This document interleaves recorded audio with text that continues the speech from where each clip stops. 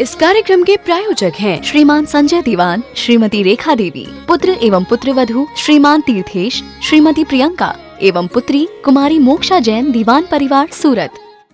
संयम प्रकाश नाम का यह ग्रंथ है। आचार्य महाराज सूर्य सागर जी साहब द्वारा लिखी गई यह सुंदर अनुपम रचना है। यहाँ गुणव्रतों की चर्चा चल रही थी। दिग्व्रत, देशव्रत और अनर्थदंड व्रत को यहाँ बताया और ये कहा दिग्व्रत दिशाओं संबंधी मर्यादा होनी चाहिए, देशव्रत दिशाओं की मर्यादा थोड़ा सा और सीमित होनी चाहिए। दिग्व्रत जीवन भर के लिए होता है, देशव्रत लिमिटेड टाइम के लिए होता है। दिग्व्रत में जीवन भर में मुझे इसकी सीमा का उल्लंघन नहीं करना, और देशव्रत कभी पर्व के दिनों में, अष्टमी चतुर्दशी आदि में, अष्टानी का 10 लक्षण आदि में, और इतना ही नहीं, यहाँ पर्व के दिनों में तो करें ही, इसके अलावा भी रूटीन में रोज के रोज नियम, माने जीवन को मर्यादित करने के लिए, जीवन को संयमित कर लेने के लिए ये सब नियम लिए जाते हैं, ये सब नियम किए जाते हैं। हमने यहाँ दिग्व्रत और देशव्रत के माध्यम से बहुत जीवन को संयमित करने की बात तो कही। लास्ट में हमने एक बात कही थी आपसे कि बाहरी जीवन को तो बहुत संयमित किया, अनंत बार किया, लेकिन उपयोग को संयमित नहीं किया। हमने बाहर में तो बहुत संयम लिया, बहुत बार लिया है, और वो संयम लेकर के उसमें धर्म मानने की वृत्ति भी बहुत बार हुई है, अनंत बार हुई है, लेकिन जो उपयोग बाहर से सिमटना चाहिए था, उपयोग बाहर से सिमटकर अंदर में लगना चाहिए था, वो काम नहीं हुआ। हमारा उपयोग तो फैलता जा रहा है। हम एकांत में बैठते हैं और बाहर से सब क्रियाकलाप रोक दिए और मन उतना ही ज्यादा दौड़ता है। बोले ये भी तो अतिक्रमण हो रहा है, ये भी तो सीमा का उल्लंघन हो रहा है ना। तो जो धर्म है वो बाहर से सिमटने का नाम है, और बाहर से सिमटने में ये क्षेत्र से सिमटे और अधिक सिमट करके अंदर आए। अब बाहरी क्षेत्र से तो सिमटे, अंदर में उपयोग भी हमारा सिमटता रहे, बस तो सच्चा धर्म होगा। ये बातें गहराई से, और जितनी गहराई से आप लगा सकें लगा लेनी चाहिए, क्योंकि ऐसा भी कह सकते हैं जैसे मैं दिग्व्रत और देशव्रत बतलाता हूं। अभी तक तो दिग्व्रत देशव्रत अपन ने किसको कहा? जीवन भर के लिए देश की सीमा से बाहर नहीं जाऊंगा, इन देशों में जाऊंगा, इससे बाहर जीवन भर नहीं जाऊंगा, ये दिग्व्रत हो गया। अब देशव्रत क्या था कि अभी अष्टानी का चल रही, अजमेर से बाहर नहीं जाऊंगा। देशव्रत हो गया, अभी हमारा समय आज के लिए हम घर से नहीं निकलेंगे, आज चतुर्दशी है, आज यहां से भी बाहर नहीं जाएंगे, ये देशव्रत हो गया। अब दिग्व्रत और देशव्रत को आध्यात्मिक एंगल से थोड़ा सा भीतर में लगा करके देखें तो हम कहेंगे हमारे उपयोग को हम पंच परमेष्टि नव देवता से बाहर नहीं ले जाएंगे कभी भी, ये दिग्व्रत। क्या क्या सोचना गंभीरता से, कहां ले जाएं हमारे उपयोग को, कहां ले जाना है, कितना दौड़ाना है। विषय कषायों की तरफ नहीं दौड़ेगा जीवन भर में कभी भी। अब विषयों में ना ही रमेंगे, निजानंद पान करेंगे। ये है दिग्व्रत। क्या आंतरिक दिग्व्रत की बात कर रहा हूं मैं, निश्चय से दिग्व्रत की बात कर रहा हूं मैं। शास्त्रों में आपको ये व्याख्या नहीं मिलेगी, पढ़ने को नहीं मिलेगी, किसी के उपदेश में भी नहीं मिलेगी, लेकिन गंभीरता से विचार चिंतन करें। कल मैंने लास्ट में लाइन कह दी थी, उसका थोड़ा सा स्पष्टीकरण कर रहा हूं मैं। उपयोग को नव देवताओं की मर्यादा के अंदर जीवन भर के लिए बांध लिया हमने, ये दिग्व्रत हो गया। अब देशव्रत क्या कहता है? अब देशव्रत ये कहता है कि नव देवताओं तक के लिए तो हमने जीवन भर के लिए बांध लिया। अब उसमें भी आज हम अपने उपयोग को अपने स्वभाव के अंदर सीमित करें, ये असली देशव्रत होगा। आज मेरी परिणति अपने गायक को छोड़ करके बाहर नहीं जाएगी, मर्यादित कर लिया हमने, मेरा उपयोग बाहर नहीं निकलेगा। आज तो बस स्वरूप के चिंतन से मैं आज पंच परमेष्ठी नव देवताओं के चिंतन को छोड़ करके और भीतर सिमट करके आ गया। मैं अपने गायक प्रभु परमात्मा के चिंतन से बाहर निकला और देशव्रत की मर्यादा का उल्लंघन हो गया और नव देवताओं से बाहर निकल गया मेरा उपयोग। बोले ये दिग्व्रत में अतिचार हो गया, अंतरंग दिग्व्रत में। क्या बात कर रहे हैं? अभी क्रमबद्ध की बात नहीं लगाए यहां, है ना? बाकी तो बुद्धिपूर्वक आप प्रवचन में उपयोग लगा ही रहे हैं ना। क्या पूजन में उपयोग लगता है कि नहीं? लगाते हैं अपन, उपयोग लगाने का प्रयत्न करते हैं। उसी वही तो हमारे को संयमित करना है। बाहर में व्यापार बिजनेस आदि जो भी हम करते हैं उन सबसे निवृत्ति लेनी है हमारे को, तभी तो दिग्व्रत हो पाएगा लाइफ टाइम। भाई दिशाएं, आत्मा के लिए दिशाएं क्या है बताओ? जैसे हम देह के माध्यम से क्षेत्र की मर्यादा ले रहे हैं, जैसे हम देह के माध्यम से उसकी मर्यादा को और अधिक सीमित कर रहे हैं शरीर से जाने की। दिग्व्रत में कहा हमने शरीर से हम इस जगह से ज्यादा आगे कभी नहीं जाएंगे जीवन में, इतनी ऊंचाई से ज्यादा कभी नहीं जाएंगे, इतनी गहराई से ज्यादा कभी नहीं जाएंगे। दिग्व्रत कहा ना शरीर से। फिर देशव्रत में कहा कि भाई 8 दिन के लिए हम इस मर्यादा से और बाहर नहीं जाएंगे, तो देशव्रत में और अधिक सीमित कर लिया। लेकिन किसको सीमित किया ये तो बताओ? बोले शरीर को। बोले शरीर तो तुम हो ही नहीं। क्या भाई तुम शरीर तो हो ही नहीं, तुमने किसको सीमित कर लिया? बोले तुम्हारी जो ये सीमा तुमने बांधी है, बोले ये बेकार की बात है, ये सब बेकार है, कुछ नहीं है, ये सच्ची बात नहीं है। तो फिर अब क्या करें? तो बोले अब ये काम करो, तुम जो हो मर्यादा वहां लगाओ। तो बोले मैं कौन हूं? बोले मैं चैतन्य आत्म तत्व हूं। तो बोले तुम बाहर में जाते हो तो शरीर के जाने को तुम्हारा जाना नहीं कहते, वो तो देह है, शरीर है। उपयोग के बाहर जाने को बाहर जाना कहते हैं। अब हम ये देशव्रत लेकर के बैठेंगे यहां कि मेरा उपयोग प्रवचन में बैठे समय, मेरा उपयोग पूजा में बैठे समय, उपयोग इस पूजन से बाहर नहीं जाएगा। ये देशव्रत ले लिया मैंने पूजन के काल में। क्या समय सार विधान कर रहे हैं और हमारा उपयोग समय सार को छोड़ करके बाहर नहीं निकला, हमने देशव्रत ले लिया, हमने लेकर के बैठे। हम जिन मंदिर में प्रवेश करते समय ओम जय जय जय निस्सही निस्सही निस्सही बोल करके जिन मंदिर में प्रवेश करते हैं, हम प्रतिज्ञा लेकर के अंदर आए हैं। अब हमारा उपयोग जिन मंदिर को छोड़ करके बाहर नहीं जाएगा। लेते ही कहां हैं? लेते हैं तो उन्हें अतिचार समझते कहां हैं? उसे दोष कहां समझ रहे हैं हम? ये निर्दोषता समझ में आए हमारे को। चलिए खैर, मुझे ये अंतरंग दृष्टि से यह बात कहनी थी। ये बात आप लोगों के उपयोग में आई होगी, ख्याल में आई होगी। इस तरह से भी बात को देखा जा सकता है, सोचा जा सकता है। अब चलते हैं हम अनर्थ दंड के स्वरूप की तरफ। पेज नंबर है 557, 557 नंबर पेज। बहुत ही सुंदर मार्मिक बात कह रहे हैं यहां। अनर्थ दंड व्रत क्या होता है? ये अनर्थ दंड व्रत, अन माने नहीं, अर्थ माने प्रयोजन, दंड माने सजा। अन अर्थ दंड, बिना मतलब के सजा का भागीदार हो जावे, वो अनर्थ दंड है। ये कौन सा पाप है? अनर्थ दंड कौन सा पाप है? अनर्थ दंड में हिंसा है या झूठ है? चोरी है या कुशील का पाप लग रहा है? अनर्थ दंड में कौन सा पाप लग रहा है?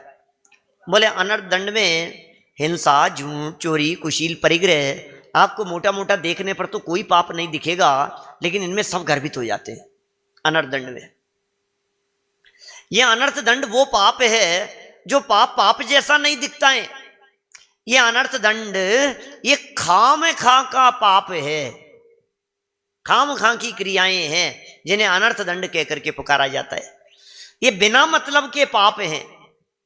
अभी बतलाएंगे यहां 5 तरह के अनर्थ दंड कहकर के पुकारे हैं। सागर धर्मामृत का श्लोक यहां प्रस्तुत कर दिया है 557 नंबर पेज पर। देखिए, पीड़ा पापोपदेशाद्य देहाद्यर्थाद्विनांगिनाम् अनर्थदंडस्तत्यागो अनर्थदंड व्रतम मतम। अर्थ, अपने अथवा दूसरे मनुष्य के शरीर, वचन और मन के प्रयोजन के बिना, अब कितनी बातें हो गई, अपने भी अथवा अपने या अपने किसी और के, फिर शरीर के, वचन के और मन के, इनकी जो भी चेष्टाएं होगी, शरीर मन वाणी की ऐसी चेष्टाएं जो चेष्टाएं बिना प्रयोजन की है, शरीर मन वाणी की वे प्रवृत्तियां जो प्रवृत्तियां किसी प्रयोजन की नहीं है, जो प्रवृत्तियां किसी काम की नहीं है, ऐसी प्रवृत्तियों को अनर्थ दंड कहते हैं। क्या क्या है? नंबर 1 पापोपदेश, नंबर 2 हिंसा दान।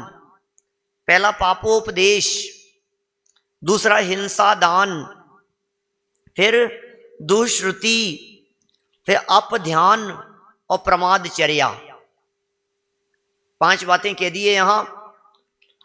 इन 5 निरर्थक व्यापारों से त्रस्त तथा स्थावर जीवों को पीड़ा देना वो अनर्थ दंड है, और इस प्रकार निष्प्रयोजन व्यापार को त्याग देना सो अनर्थ दंड है।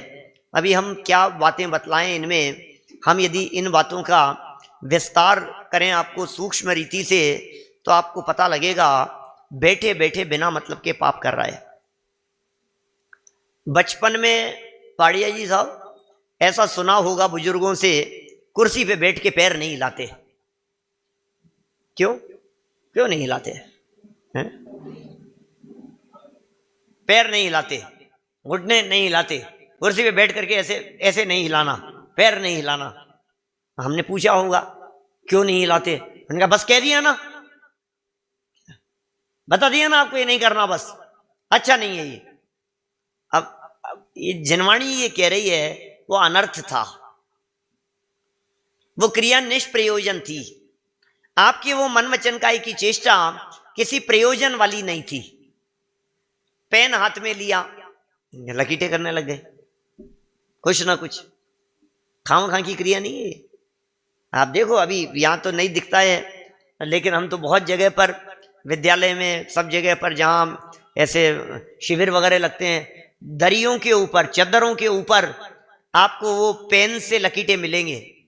कुछ ना कुछ बैठे बैठे कुछ ना कुछ लिखते रहेंगे, कुछ बनाते रहेंगे, कुछ करते रहेंगे, कागज पे करते रहेंगे। और तो और यहां बैठा है, इसका कोई धागा पकड़ में आ गया क्या, अब वो उस धागे को घुमाता रहेगा। इसका पलासने के धागे की बात कर रहा हूं, किसी और चीज के। घास पर बैठना चलना नहीं चाहिए, बैठ गया तो उखाड़ता रहेगा। आप चटाई के ऊपर बैठे हो, चटाई का कोई कॉर्नर पकड़ में आ गया, उसको उंगली में घुमाता रहेगा, कुछ ना कुछ करता रहेगा। अरे भाई, आपका उपयोग खराब हो रहा है और आपको पता नहीं है आपकी ये क्रियाएं आपकी सजा के लिए कारण बनेगी, लेकिन हमें पता भी नहीं लगता है कि हम कर क्या रहे हैं। इतने हैबिचुअल हो जाते हैं, इतने हैबिचुअल हो जाते हैं कि हमें पता नहीं लगता है कि हम कोई गलत भी कार्य कर रहे हैं। ऐसे सारी क्रियाओं को, बातें छोटी छोटी है, लेकिन उन क्रियाओं को यदि सूक्ष्मता से देखा जाए और अपनी लाइफ का आकलन किया जाए तो आपको ऐसी अनर्थ दंड संबंधी बहुत तरह की बातें मिलेगी। इन 5 में सबसे पहले नंबर पर है पापोपदेश। पाप का उपदेश नहीं देना। ये क्या होता है भाई साहब? पापोपदेश क्या चीज है? क्या है ये पापोपदेश? पाप का उपदेश मत दो। कौन देता है पाप का उपदेश? हिंसा का उपदेश कौन दे रहा है? कि नहीं दे रहे हो आप दे रहे हो। आप हिंसा का उपदेश दे रहे हो, आप झूठ बोलने का उपदेश दे रहे हो, आप चोरी करने का उपदेश दे रहे हो। आप कुछ ना कुछ बातें जब अपने बच्चे को, सीधे साधे बच्चे को जब देखते हो आप कई बार ऐसा कहते हो कि यार आजकल सीधेपन का जमाना नहीं है क्या? हमारे बच्चे बहुत ही सीधे हैं, बहुत भोले हैं, ये आजकल जमाना थोड़ा सा टेढ़े होने का है, इनको कैसे थोड़ा सा तेज बनाया जाए। क्या क्या कह रहे हैं अपन? इनको तेज कैसे बनाया जाए। ये बहुत भोले हैं, ये इनको कोई भी बेवकूफ बना सकता है। तो क्या करना है इनको, इनको तेज बनाना है, इनको थोड़ा सा उपदेश देना है, इनको बेईमानी का उपदेश देना है, इनको पाप का उपदेश देना है, इनको हेरा फेरी का उपदेश देना है। अरे भाई वो क्या करेगा जो करेगा, ये उपदेश देने लायक नहीं होते हैं, ये पापोपदेश।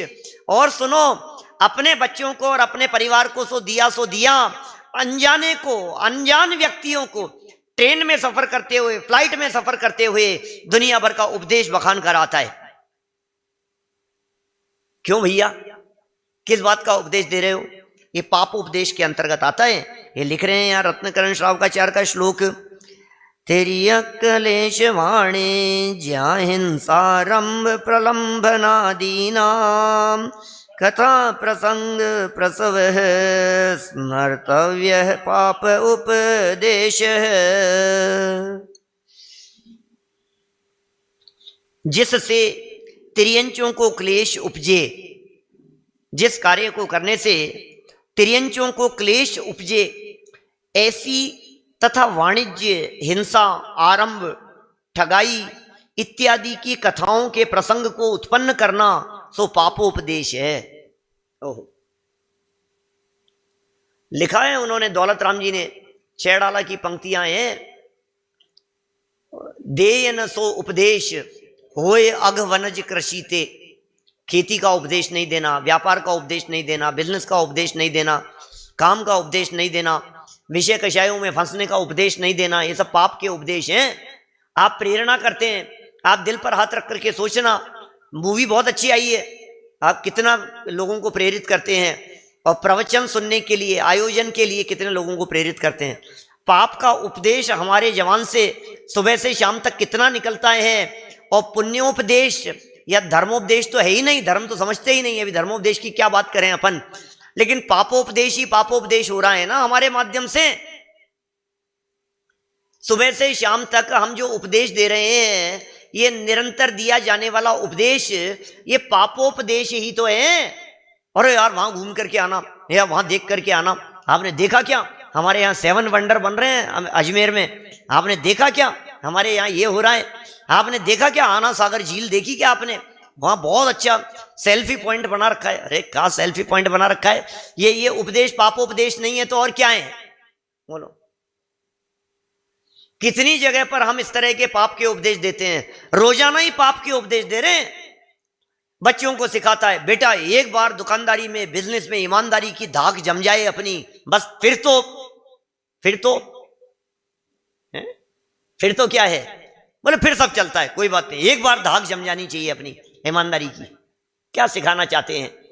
जिनसे हिंसा हो रही हो, जिनसे पाप हो रहा हो, ऐसा उपदेश, तिर्यंचों को क्लेश उत्पन्न होता हो, व्यापार में हिंसा होती हो, आरंभ बहुत ज्यादा होता हो, स्वयं ठगता हो, ठगाया जाता हो, ठगने की विद्याएं जहां बतलाई जाती हो, ऐसे कथाएं, ऐसे प्रसंग, ऐसे इधर उधर के प्रसंग सुना देना और उन्हें देख करके उनकी अनुमोदना आदि करना, ये सब पाप उपदेश नाम का अनर्थ दंड है।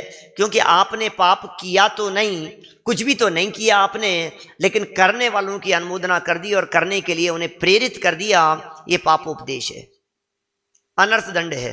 अब आप कहेंगे साहब हमने तो कुछ भी नहीं किया था, हमने क्या पाप किए? ये वो पाप हैं जिन्हें देख करके आपको ये लगेगा, जब जब आपको आपके पाप कर्म के उदय में थोड़ी प्रतिकूलताएं होती है और जवान से ये निकलता है हमने क्या पाप किए हैं, हमने हमारी जिंदगी में कोई पाप नहीं किया।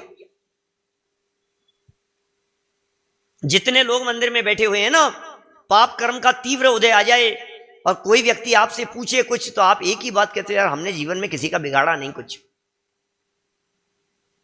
हमने किसी का बुरा नहीं किया, हमने कोई पाप नहीं किया, हमने कोई गलत काम नहीं किया, हमने कोई खोटे काम नहीं किए, हमने कभी कुछ गलत नहीं किया। भाई साहब फिर मेरे साथ ऐसा क्यों हो रहा है कि तुम्हें पता ही नहीं लगता है तुम क्या क्या गलत कराए हो। पापोपदेश करते समय हमें पता नहीं लगता है कि हम कोई गलत काम कर रहे हैं। हमेशा उपदेश दो स्वाध्याय का, हमेशा उपदेश दो जनवाणी के अध्ययन मनन का, हमेशा प्रेरणा दो भैया मंदिर आया करो, हमेशा प्रेरणा दो तत्व ज्ञान से जुड़ो, हमेशा प्रेरणा दो भेद विज्ञान का अभ्यास करो, आराधना करो, ये उपदेश दो। यदि आप ये उपदेश नहीं दे करके उपदेश दे रहे हो, अरे वो सीरियल देखा क्या, देखते नहीं हो क्या आप? वो बहुत अच्छा आता है वो सीरियल, कौन सा वाला, अब आप लोग ज्यादा जानते होंगे क्या।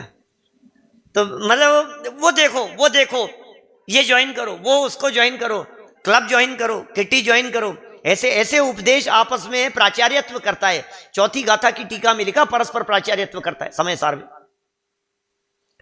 आचार्यत्व करता है। काम भोग बंधन की कथा अनादि काल से अनंत बार सुनी है, समझी है, परिचय में आई है, अनुभव में आई है, और वही सब उपदेश देने वाले मिल जाते हैं, वही सब सिखाने वाले मिल जाते हैं, समझाने वाले मिल जाते हैं। पहले ही इस जीव को अनादि काल से विषय भोगों के संस्कार हैं, और ऊपर से हम जैसे उपदेश देने वाले और इसी तरह का उपदेश दे देवे हैं, तो फिर क्या होगा। पर से पृथक एकत्व बुद्धि की चर्चा, पर से भिन्न निजात्म तत्व की चर्चा, ये कभी इसने सुनी नहीं, कभी परिचय में नहीं आई, कभी अनुभव में नहीं आई। न तो इसने कभी सुनी है, न परिचय में आई है, न अनुभव में आई है, और वो चर्चा ये करता भी नहीं है और करने के लिए प्रेरणा भी नहीं देता है। क्या करें बोलो।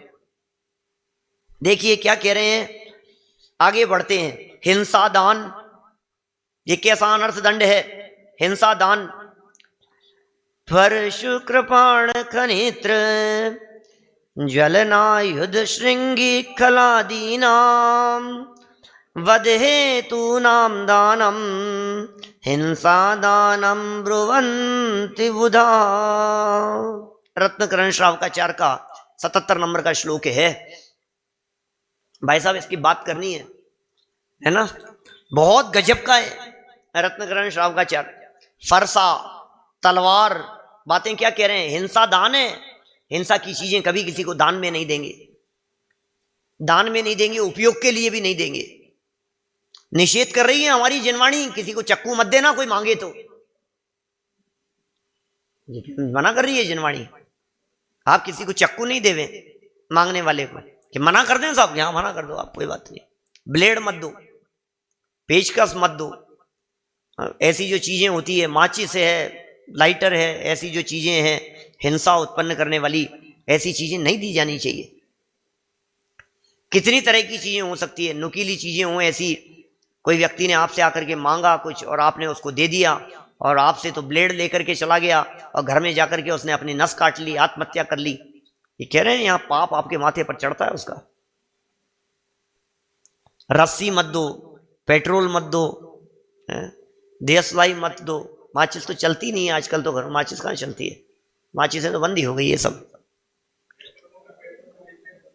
हाँ पेट्रोल पंप पे नहीं, पेट्रोल पंप पे पेट्रोल बेचने की बात नहीं है, वो तो आपका बिजनेस है, वो तो आपका व्यापार है। लेकिन वो भी आजकल पेट्रोल पंप वाले पेट्रोल देते नहीं है। आप बोतल में लेने कोई व्यक्ति जाएगा तो आप गाड़ी में भरवा लो, गाड़ी में भरवा लो, स्कूटर, बाइक, गाड़ी, पेट्रोल, डीजल, आप जितना डलवाना हो उसमें डलवा लो। लेकिन आप यदि बोतल में भरवा करके लाना चाहो तो आजकल देते नहीं है, क्योंकि ये जो जगह जगह केस हो रहे हैं ना इस तरह के, अपराध की श्रेणी में चला गया वो। क्यों निषेध किया उसका? हिंसा दान है वो, हिंसा दान का निषेध कर रहे हैं यहां पर। फरसा, हाँ नहीं, बिल्कुल नहीं देना है।